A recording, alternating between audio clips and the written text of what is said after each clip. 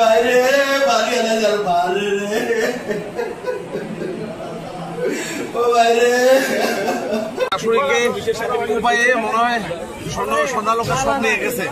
10 minute পরে আমার বলছে দ্রুত থানায় খবর দেন। আমি সাথে সাথে ওসি সাহেবকে ফোন দিছি, ডিউটি অফিসারকে ফোন দিছি। ফোন দেওয়ার পরে জানতে পারলাম তখন ডিউটি অফিসার বললো আমি দ্রুত পুলিশ পাঠাচ্ছি। 10 মিনিট পরে আমাকে আবার আমার এই মামুন ছোট ভাই খাদিমসুর মালিক সে আমাকে ফোন দিল, বাইরে আমার শাশুড়ি আর শালিকে জবাই করে দিছে।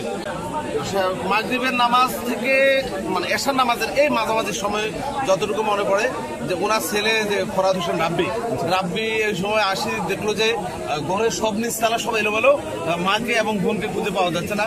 সে উপরে দোতলায় যায়, দোতলায় গিয়ে দেখে তার মা এবং বোন রক্তাক্ত অবস্থায় রুমের দোতলায় একটি রুমের ফ্লোরে পড়ে আছে।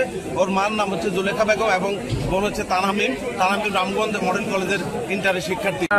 জাতিসংঘ শান্তি মিশনে উনি কাজ করেছেন, এখন ব্যবসা করে রামগঞ্জে মোরগ বাজারের একটু সামনে মিজান কোকারিজ দোকানের নাম। দীর্ঘদিন যাবত উনি ব্যবসা করে, এলাকায় ওনার কোনো শত্রু আছে এরকম মনে হয় না। এই লগ্নে মানে 8টার আগে এই ধরনের ঘটনা কোথাও মানে আমার বয়স প্রায় 32 বছরের কাছাকাছি আমার মনে হয় না আমি দেখছি।